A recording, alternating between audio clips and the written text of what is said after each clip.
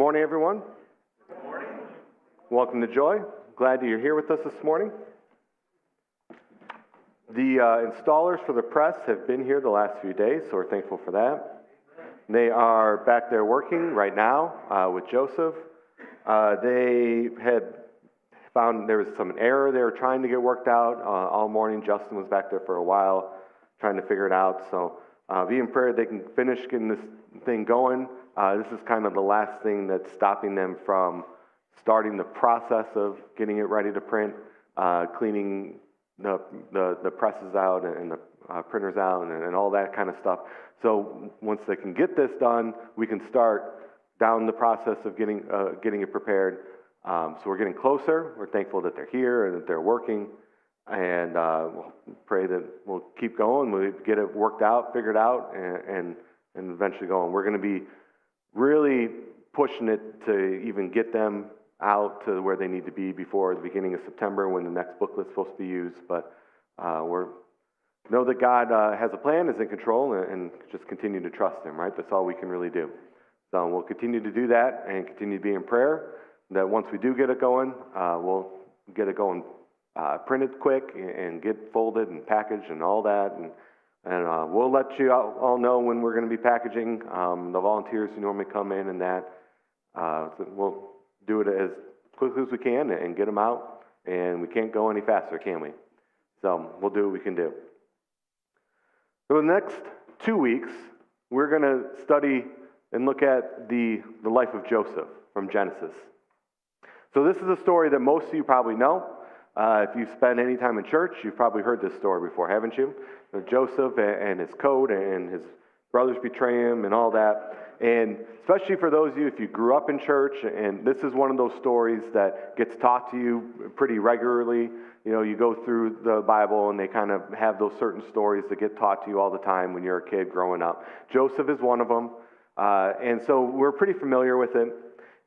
Now, usually when we go through the story as you're growing up and you hear it, it's all kind of 1 week. You know, that week is Joseph week and you learn about Joseph. And then you go on to the next person in the book and into Moses, and that usually is next.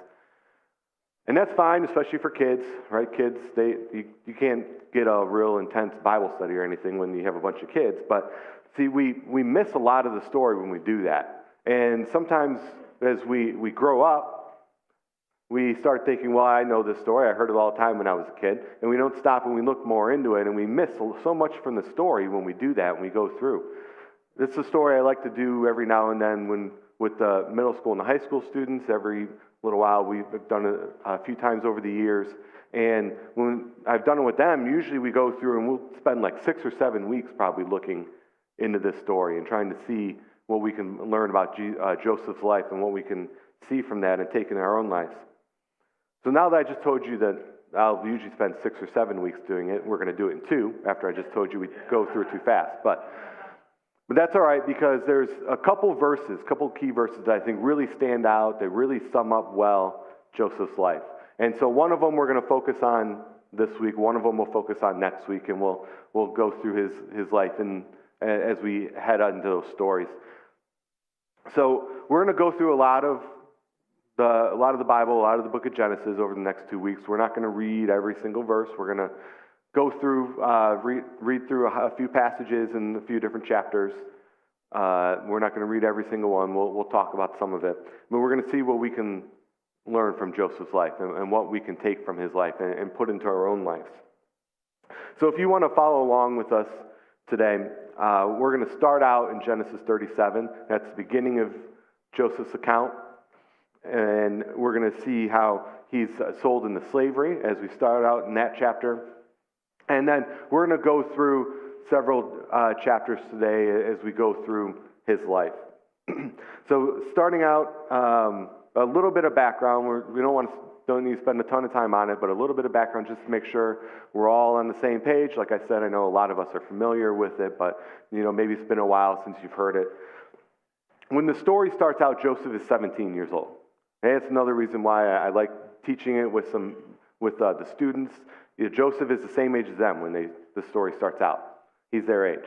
So he's 17 when we find Joseph. His father's name is Jacob. Jacob has children from 4 different women. There's 12 boys. There's 1 girl that we is told about in the Bible, but he probably has more girls as well.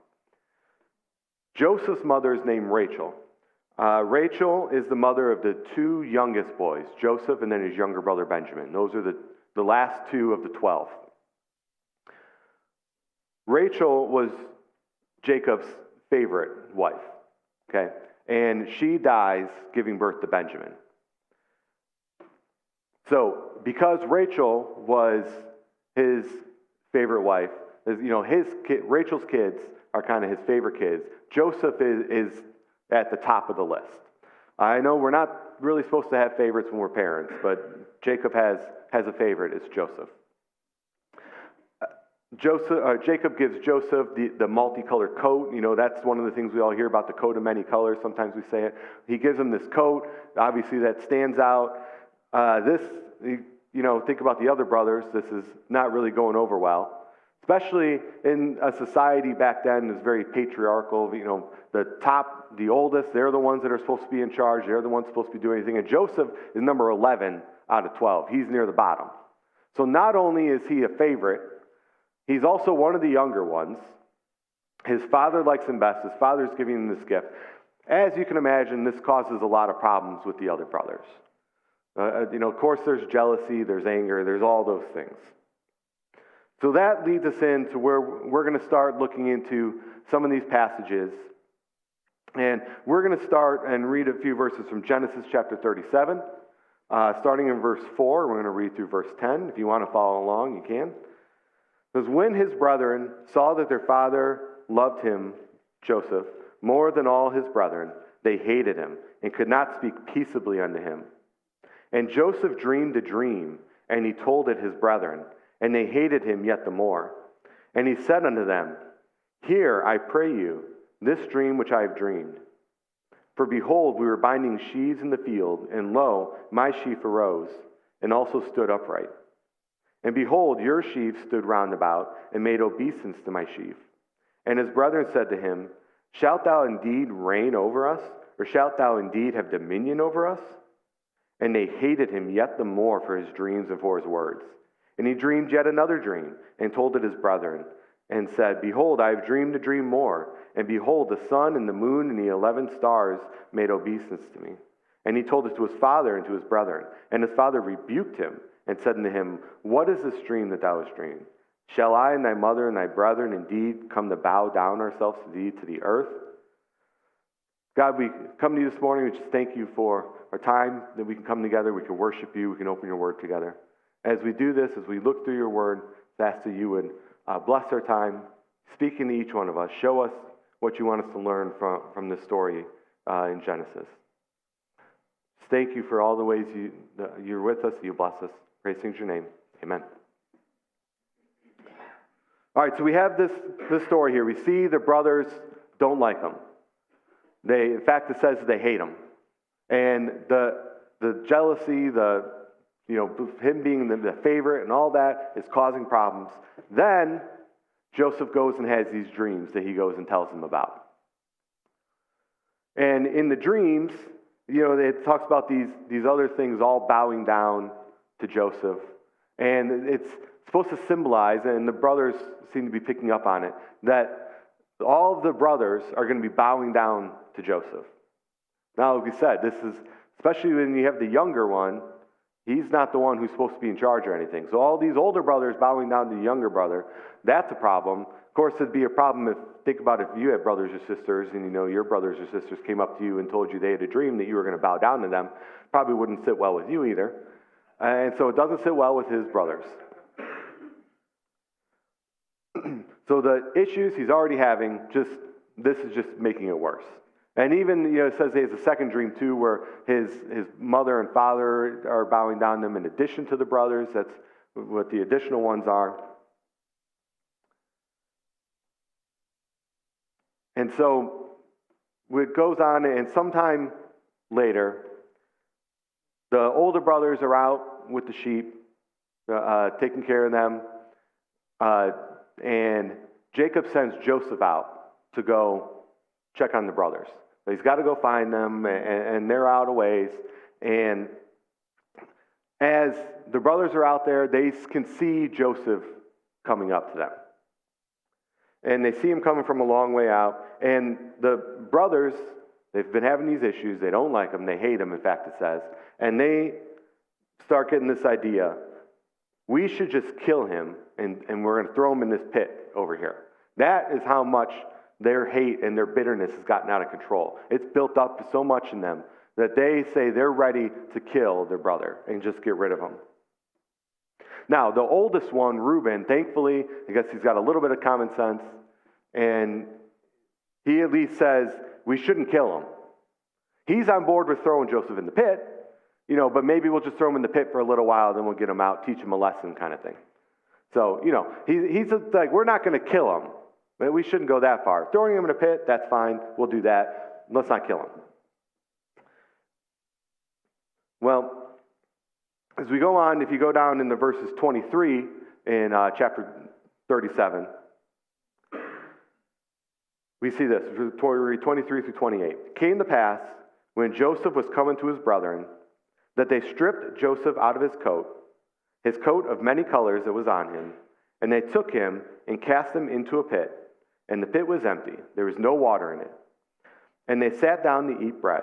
And they lifted up their eyes and looked. And behold, a company of Ishmaelites came from Gilead with their camels, bearing spicery and balm and myrrh, going to carry it down to Egypt. And Judah said unto his brethren, what profit is it if we slay our brother and conceal his blood? Come and let us sell him to the Ishmaelites, and let not our hand be upon him, for he is our brother and our flesh. And his brethren were content. Then there passed by Midianites, merchantmen, and they drew and lifted up Joseph out of the pit, and sold Joseph to the Ishmaelites for 20 pieces of silver, and they brought Joseph into Egypt.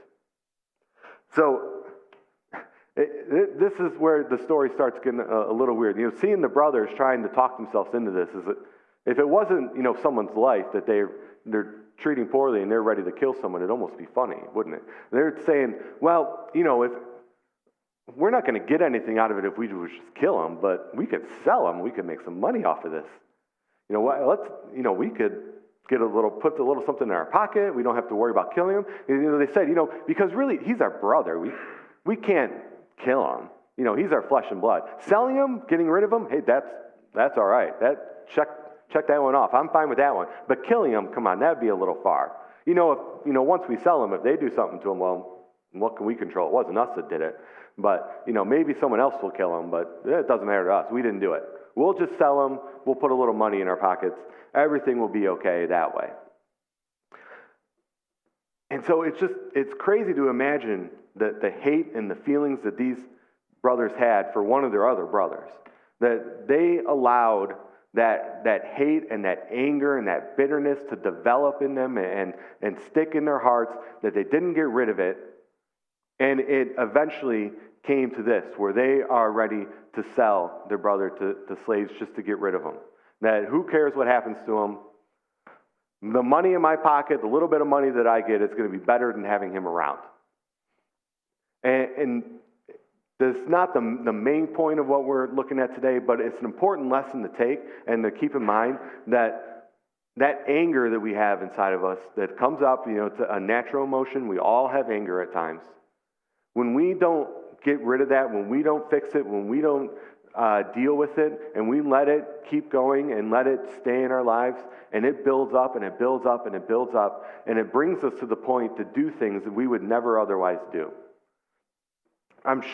Don't know for sure. I'm guessing probably these brothers weren't just going around killing people all the time.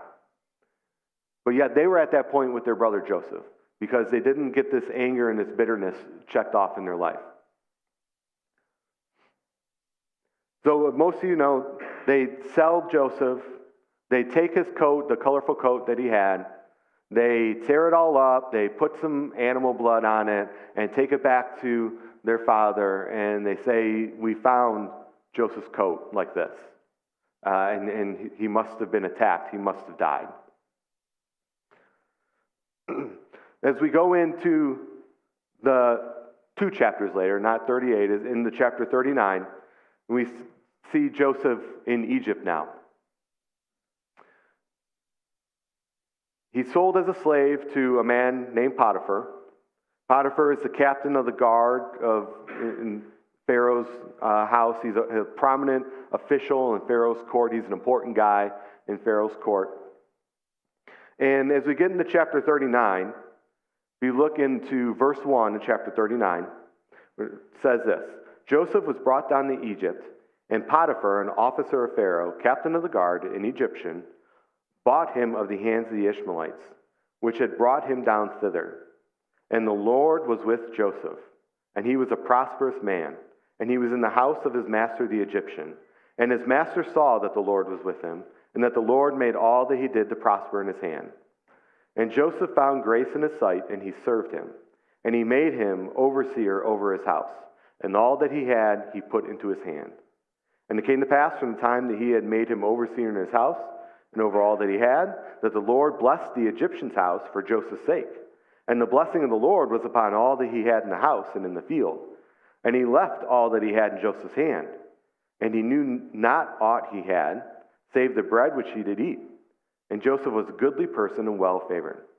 So the Lord was with Joseph. It said that at the beginning. And remember that, because this is something that is repeated often in Joseph's life. The Lord was with Joseph.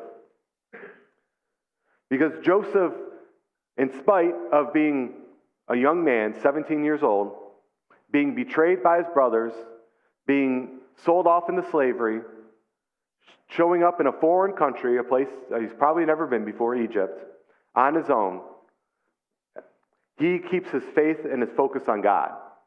He continues to keep that faith in God. And so in all of these trials that he's in now, and he's going to continue to prosper during those trials because of his faith in God. And he focuses and he continues to look on the God.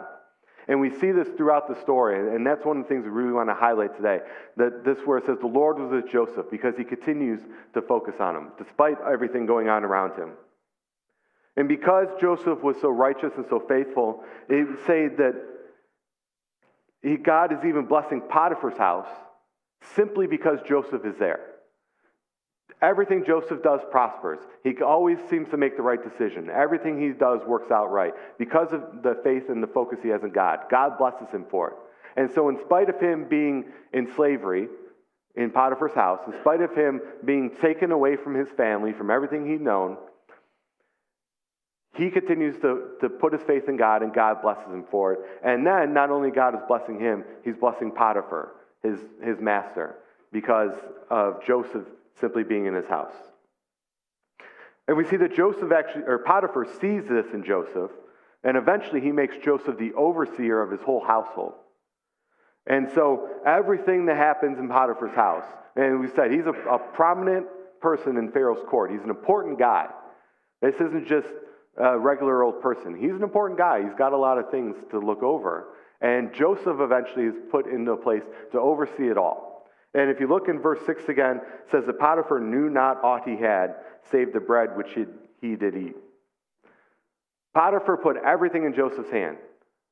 Potiphar says, I know when I sit down at dinner time and I sit down right there, the food's going to be right in front of me, and that's all I need to worry about. Just be on time to dinner, everything's going to be okay. I don't need to worry about a single thing. This Joseph guy has got it. I'll trust him, and it's fine. Everything is going to work out. Now, this is the part that I think we often miss when we just rely on the 15 or 20-minute lesson that we learned when we were kids. And I don't know about you, but I think especially when I heard the story growing up, you get the idea and think about, like, this whole story probably took place, in the course of a few weeks or something, or, maybe a month or something like that. This all happened quick. But it didn't. This is years. He's in Potiphar's house for years. It takes time to have that kind of trust in someone. Think about yourself. If someone showed up in your house, would you, within a week, decide to put your entire house under their direction? Everything you own? Take care of everything you have? Take care of the money? Take care of everything? You would do that in a week or something if someone showed up? That takes time to build that trust. Joseph was there for years as a slave. And yet, despite being a slave for all that time, he keeps his faith in God, doesn't he? And he keeps his focus on God.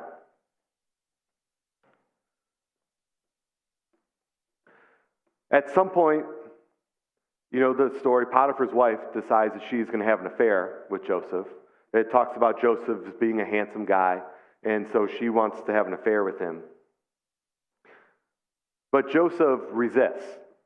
He continues, as we said, he has that faith in God. He knows that would not be appropriate, that would not be right for him to do, and so he resists Potiphar's wife.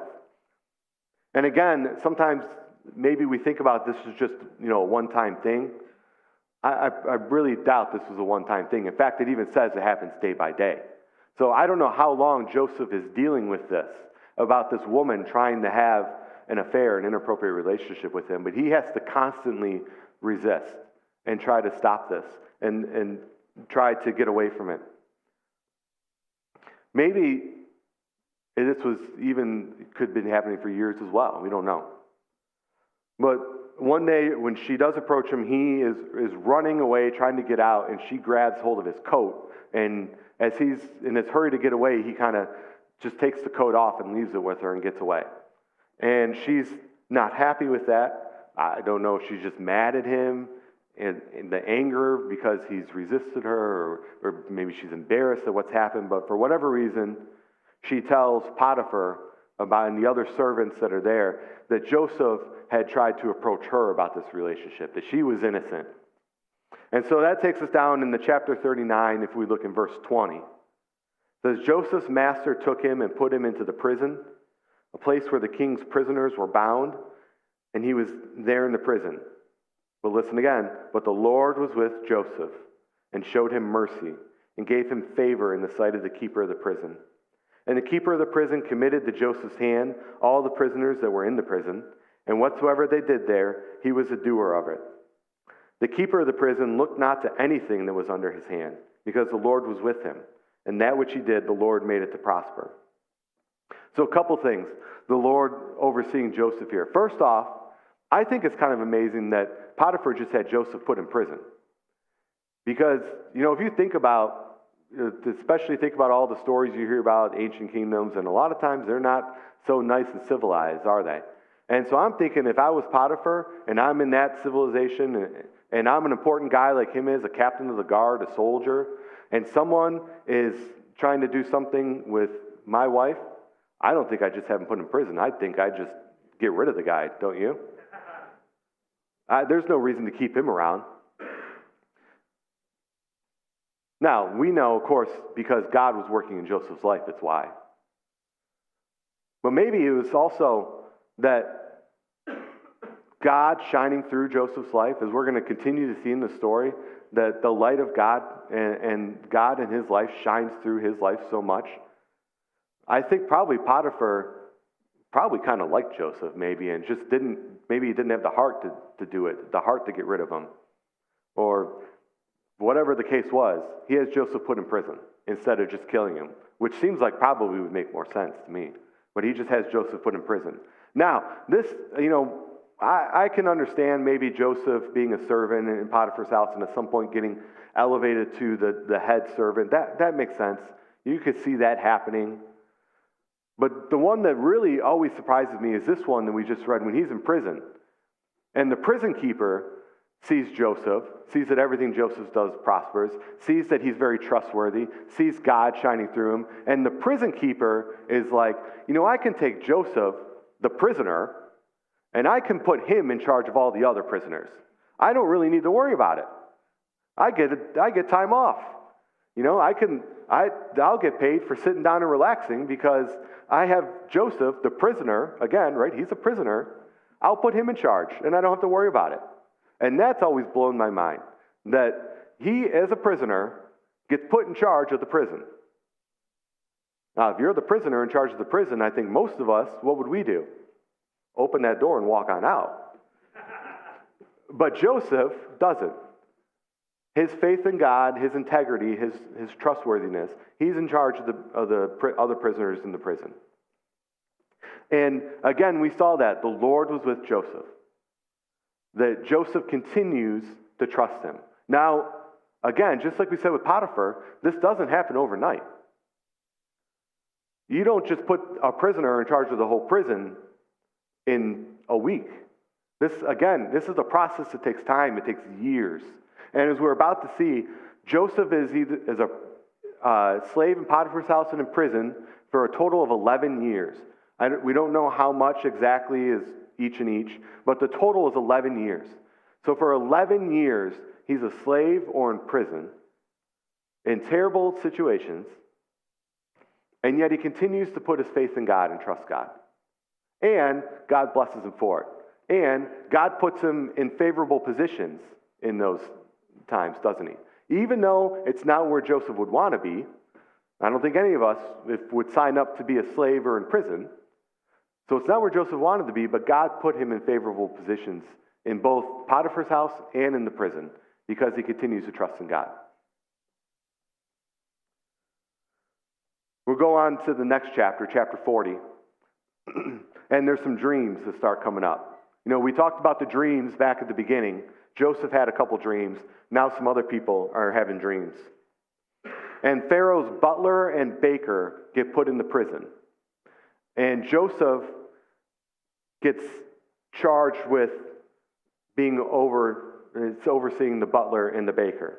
So as he said, it's been 11 years now. Joseph is 28 years old. He was 17 when he was sold, so he's about 28 years old now. So for pretty much his whole 20s, his young adult life, he's been either in prison or in a slave in Potiphar's house. And so one morning, the butler and the baker, they're both upset. Joseph asks them what's going on, what's wrong. And they both had some dreams, and they don't know what the dreams mean. They're similar dreams. Joseph says that the interpretations of dreams come from God. Now, that's important to remember, too, for later, that Joseph is not saying, I can interpret your dreams. I can figure it out. Joseph says the interpretations come from God. So the butler tells Joseph his dream, and if you want to go through and read it, you know, we're not going to read it all today because, like I said, we have a lot of chapters we're going through. We're going through kind of fast, and we'd be here all day if we read every single verse. I encourage you to go home, you know, and read through these chapters and read Joseph's story because it really is an interesting story. So you can go and read the butler's dream. But Joseph says that what it means is that in 3 days, Pharaoh is going to restore you to your position. You're going to get out of prison. You're going to get back into your position just like you were. Everything is going to be like it was before. And then in Genesis 40, look at verse 14 and 15. This is what Joseph says after he is able to interpret the dreams with God's help. Joseph tells the butler, "But think on me when it shall be well with thee, and show kindness. I pray thee unto me, and make mention of me unto Pharaoh, and bring me out of this house. For indeed I was stolen away out of the land of the Hebrews, and here also have I done nothing that they should put me into the dungeon." So after he tells the butler what this dream means, he's begging him, "Please tell Pharaoh about me. Don't forget about what I did for you and that I helped you. Tell him I'm not supposed to be here. Tell him I was taken away from my land, that I was sold, that I'm not supposed to be here. Tell him. Please tell him." And after this, the baker is right there. He hears. The baker is like, he got a good interpretation. My dream sort of sounds like him. I want him to tell me what my dream means because this is going to be good for me. Well, unfortunately for the baker, Joseph says that in 3 days, just like the butler, in 3 days, instead of having him restored, Pharaoh is instead going to have the baker killed. So go down to verse 20 of chapter 40. "And it came to pass the 3rd day, which was Pharaoh's birthday, that he made a feast unto all his servants. And he lifted up the head of the chief butler and of the chief baker among his servants. And he restored the chief butler unto his butlership again, and he gave the cup into Pharaoh's hand. But he hanged the chief baker, as Joseph had interpreted to them. Yet did not the chief butler remember Joseph, but forgot him." So Joseph begged the butler to remember him, right? He begs him, "Tell Pharaoh about me. Don't let me stay here. I got to get out of here. Don't forget about me, please." And yet, as soon as he gets out, what happens? He forgets about Joseph. And so how depressing is that for Joseph? He's been in prison and been a slave for 11 years. And finally, he's like, I got a chance. I got a connection to Pharaoh. Maybe I can get out of here. Don't forget about me. Please, please don't forget about me. And he's forgotten about. And how easy would it be when things like that happen? Is it to give up? To say, God's forgotten about me too. To say that doesn't matter what I do, I'm stuck here. Why am I spending all this time following God, worshiping Him, putting all this work in? He's forgotten about me too. It's easy to say that. It happens to a lot of us, doesn't it? When we are already down, when we're already struggling, when we're going through difficulties, and then we're like, we have a chance. I can see the light at the end of the tunnel, and then all of a sudden, the light is snuffed out. It's real easy to give up, isn't it? But it's not what we see Joseph doing. When you go to the next chapter, chapter 41, and you start reading, we read that it picks up 2 years later.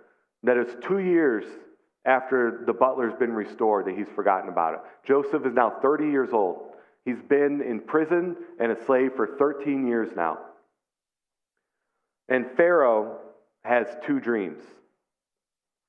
One of the dreams, there's 7 healthy cows, and then 7 sickly cows come up and they eat the healthy ones. And then he has another dream with 7 nice, plump, healthy ears of corn, and then 7 kind of sickly, rotting ears of corn come up and eat the good ones. And he has these 2 dreams. And doesn't know what it means. So in chapter 41, look at verse 8. And it came to pass in the morning that his spirit was troubled, Pharaoh's spirit. And he sent and called for all the magicians of Egypt and all the wise men thereof. And Pharaoh told them his dream. But there was none that could interpret them unto Pharaoh. Then spake the chief butler unto Pharaoh, saying, I do remember my faults this day. Pharaoh was wroth with his servants, and put me in ward in the captain of the guard's house, both me and the chief baker. And we dreamed the dream in one night, I and he. We dreamed each man according to the interpretations of his dream. And there was there with us a young man, a Hebrew, servant to the captain of the guard, and we told him, and he interpreted to us our dreams. To each man according to his dream he did interpret. And it came to pass as he interpreted to us, so it was. Me he restored unto mine office, and him he hanged. Then Pharaoh sent and called Joseph, and they brought him hastily out of the dungeon, and he shaved himself and changed his raiment, and came in unto Pharaoh. And Pharaoh said unto Joseph, I have dreamed a dream, and there is none that can interpret it. And I have heard say of thee, that thou canst understand a dream to interpret it. And listen to this part. Joseph answered Pharaoh, saying, It is not in me, God shall give Pharaoh an answer of peace. So Pharaoh has these dreams, no one can tell him what it means. All his sorcerers and magicians and interpreters and everything that he has, no one knows what it means. The butler finally, 2 years later, is like, oh yeah, there's this guy named Joseph. You know, he interpreted my dream. He did, and exactly like he said, it worked out. You know, finally he remembers. And so they get Joseph, they bring him out of prison, they clean him up, they put him before Pharaoh. And now, like I said, Joseph is 30 years old. 13 years later, he's getting a chance to advocate for himself. He finally has a chance to say something, to get before Pharaoh and tell him, I got to get out of here. I'm not supposed to be here. It's so easy, would have been easy for Joseph to take the credit, wouldn't it? Pharaoh says, I heard you can interpret dreams. And Joseph, you want to get out of prison, you're in front of Pharaoh, you better make yourself useful, right? Don't give Pharaoh any reason to send you back to prison. You give Pharaoh a reason to keep you there. It's easy for Joseph to speak up and say, I sure do interpret dreams. You tell me what your dream is, I'll keep doing it. But what does Joseph say instead? He says, it's not me, it's God. This is his chance to make himself seem useful, to give Pharaoh a reason to get him out of prison. And he doesn't take it. And he tells Pharaoh, I can't do it. God does it. Don't be looking at me, it's God that's doing it. And so after 13 years, it's hard for us to imagine because probably most of us have not been in that situation where we've been imprisoned or enslaved for 13 years. And for 13 years to keep our faith in God and to continue to focus on God in spite of every opportunity it seems like turning against us. And then you finally get that opportunity. And like I said, it'd be so easy to take the chance, to take the credit, to get yourself out of there, to make sure that you get out of there. Don't leave anything up to chance. And he doesn't take it. He continues to focus on God. Isn't that amazing? That through all that, he continues to focus on God. So you probably know the story. Pharaoh tells him what the dreams are, and Joseph is able to interpret the dreams through God. That there's going to be 7 years of plentiful harvest, abundant harvest. But the next 7 years after that, there's going to be intense famine. And that is, the 7 cows and the 7 healthy years and all that, right? That's what the good harvest is. And then they had those sickly ones that come up and eat the good ones. That's what the famine is. And Joseph tells him this is straight from God. That's why you had this dream twice. It's God telling you it's from God. It's going to happen, and it's going to happen soon.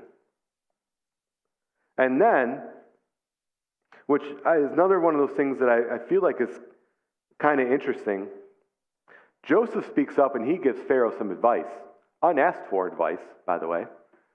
He's in front of the king, the Pharaoh, and not only is he up there now and speaking in front of Pharaoh, the guy who has the ability to send him back to prison, to cut off his head, to do whatever, right? Not only does he interpret the dream, then he keeps going and decides to give Pharaoh advice on what to do. So Joseph, not only is he faithful, I guess he's a little brave. But look in verse 33 of chapter 41. Now, therefore, let Pharaoh look out a man, discreet and wise, and set him over the land of Egypt. Let Pharaoh do this, and let him appoint officers over the land, and take up the 5th part of the land of Egypt in the 7 plenteous years. And let them gather all the food of those good years that come, and lay up corn under the hand of Pharaoh, and let them keep food in the cities. And that food shall be for store to the land against the 7 years of famine, which shall be in the land of Egypt, that the land perish not through the famine. And the thing was good in the eyes of Pharaoh, and in the eyes of all his servants.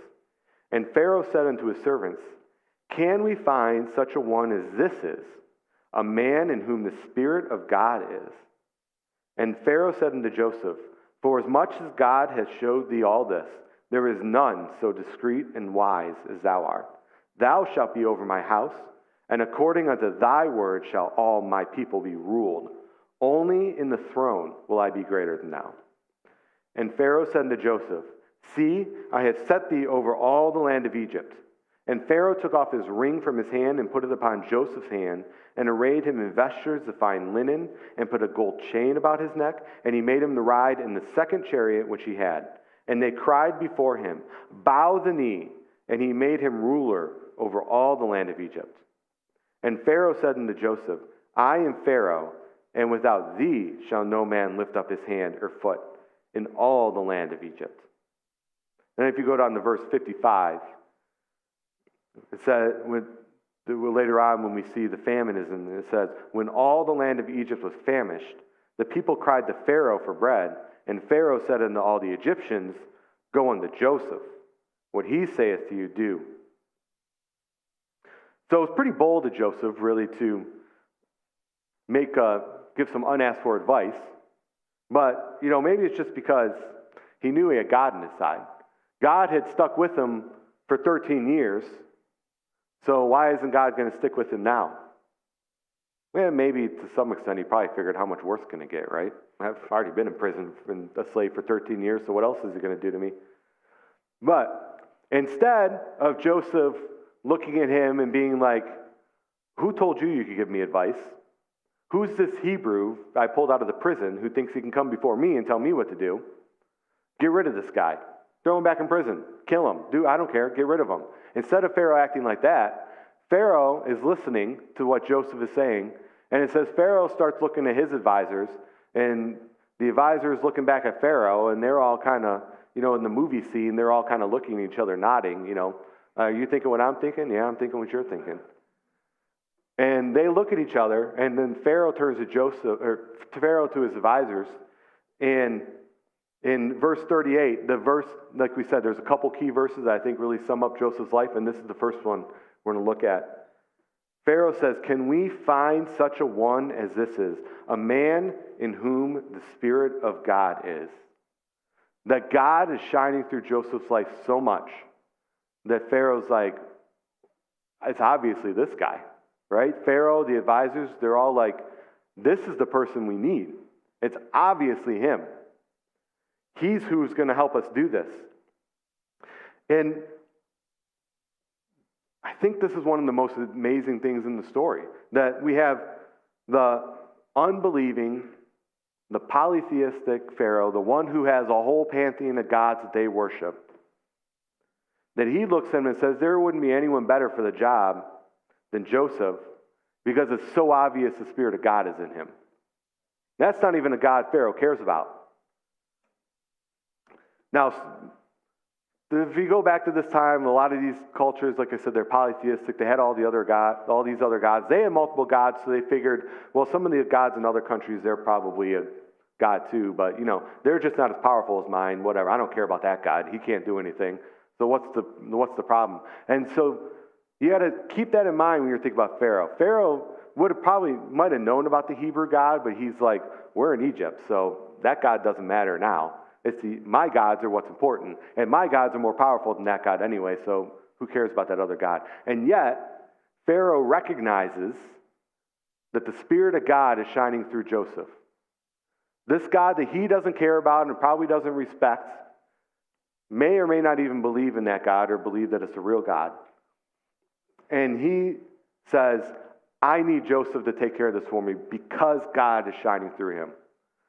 And isn't that amazing? What a testimony that is that Joseph has. That Pharaoh, who doesn't care about this God, says, so obvious God is shining through you. And Pharaoh elevates him to second in the kingdom. We saw that.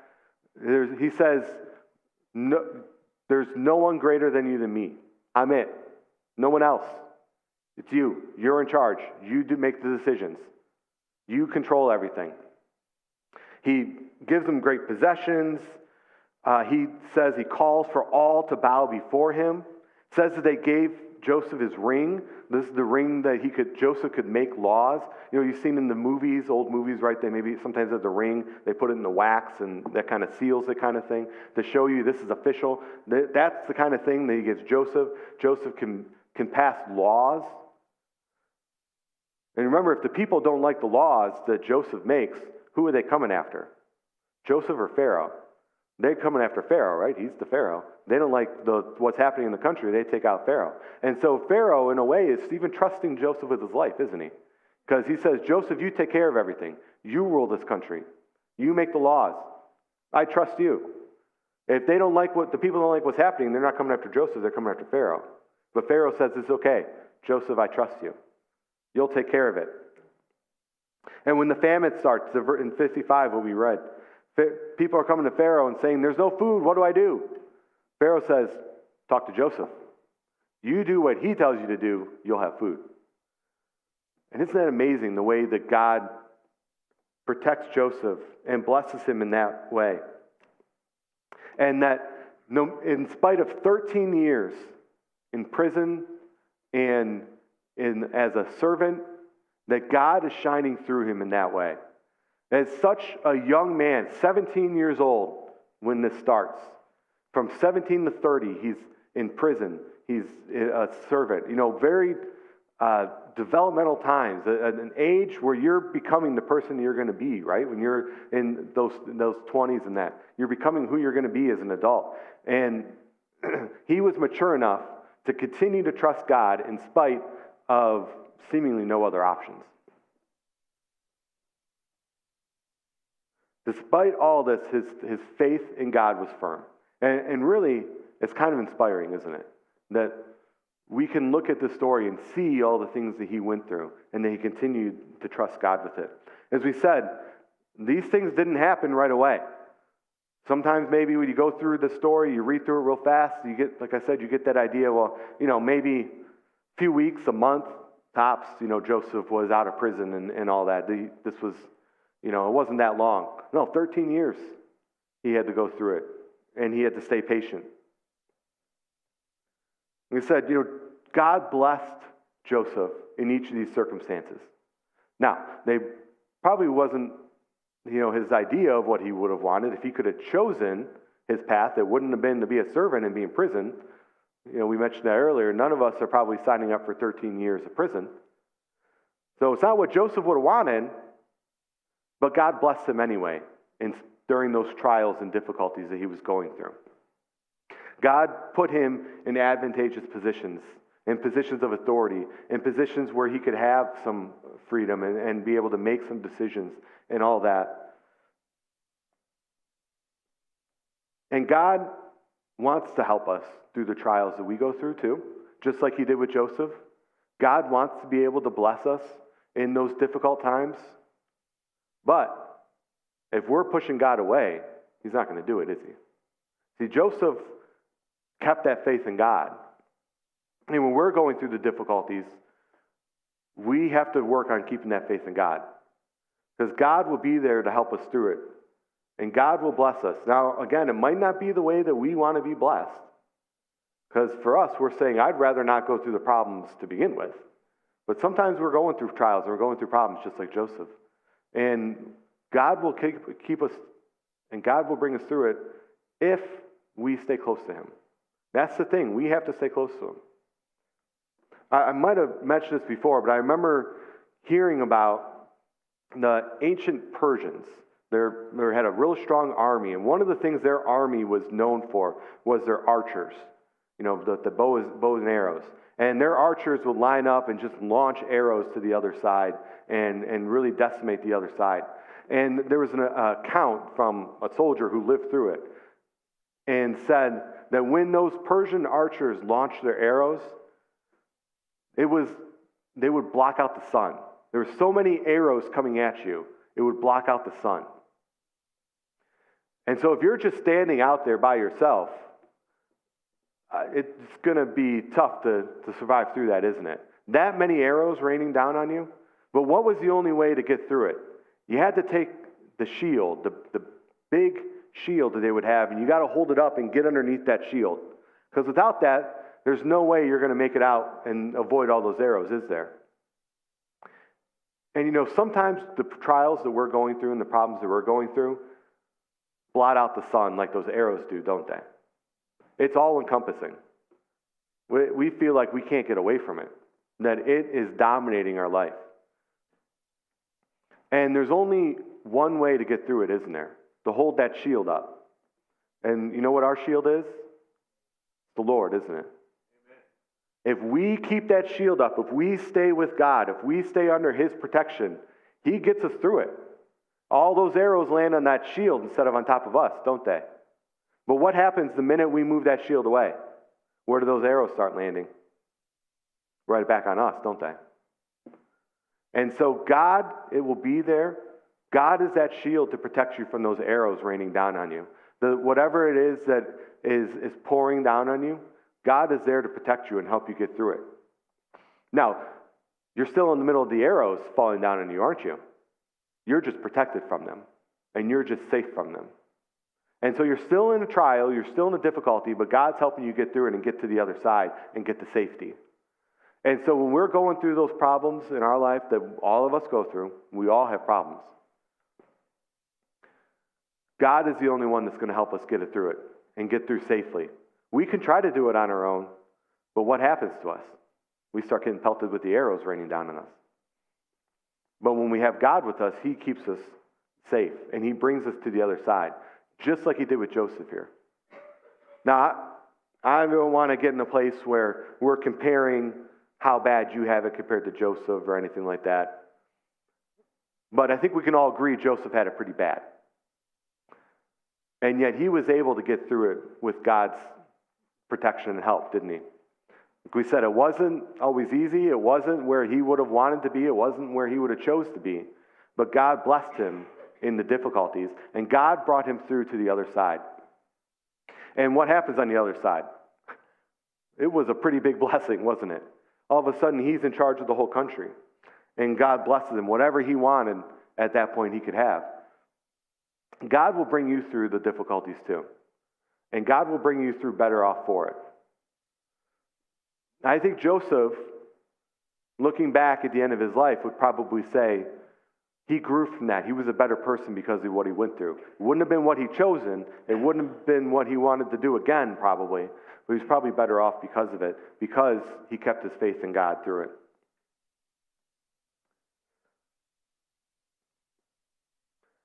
We said some of us are trying to struggle through these trials alone. Either we've turned our back on God, or we've never known God in the first place. We don't have a relationship with Him at all. And we're trying to get through these problems alone.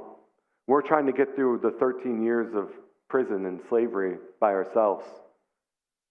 We're trying to run through the battlefield with the arrows raining down on us by ourselves, getting hit every step we take. Yet we have God out there who says, I'll help you get through it. If you trust me, if you follow me, I'll help you get through it. I'll protect you. I'll bless you along the way. Still going to be hard, but I'll bring you out on the other side. You're going to be better for it. God's just waiting there for us to come to Him. I always like the verse, draw nigh to God and He will draw nigh to you. Because what is it saying? When we draw close to God, God what? Draws close to us. It's not God off here standing in one spot waiting for us, and we have to go over there. It's as we start going to God, God also comes to us. That God is waiting, aching, waiting for us to come to Him. If we go to Him, He'll come to us. He'll be with us. And so, to finish up, like I said, think about whatever it is you're going through, with the problems and the trials you're going through, because we all have them. We're probably all going through them. Are we allowing God to help us through them like Joseph? Are we calling out to God and saying, God, I need your help. I need you here with me. I want you here with me. Or have we been pushing Him away? When the light at the end of the tunnel seems to shut off, like we said with Joseph, when the butler forgot about him for 2 years, not a week, for 2 years, have we turned our back on God and said, God's forgotten about me, or are we continuing to go with Him?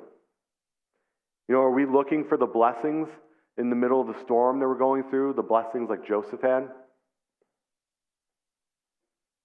And are we letting God shine through us in those times like Joseph did? Again, think about it. Pharaoh says, there's no one else I could possibly consider because the Spirit of God is in Joseph. It's so obvious it is. God should be shining through each one of us that same way. That people come up to us, and maybe they don't know it's God, but they say it's so obvious that something is different about them. That look at the problems they're going through, look at the trials they've been going through, and yet they seem to be okay with it, and they seem to be happy, and they seem to be thriving even, despite the difficulties that they've been experiencing. What is it about that person?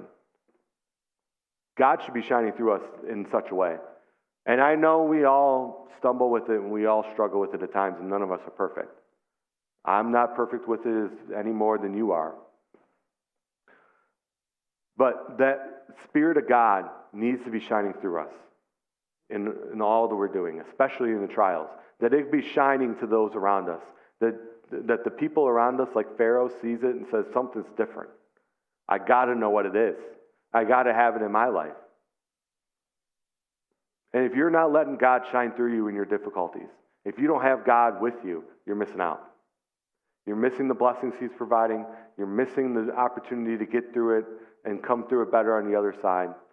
You're missing the opportunity to shine for Jesus that He's called each one of us to do. And I know our trials are hard. I'm not trying to minimize it. And I know many of you have struggled greatly with many different things.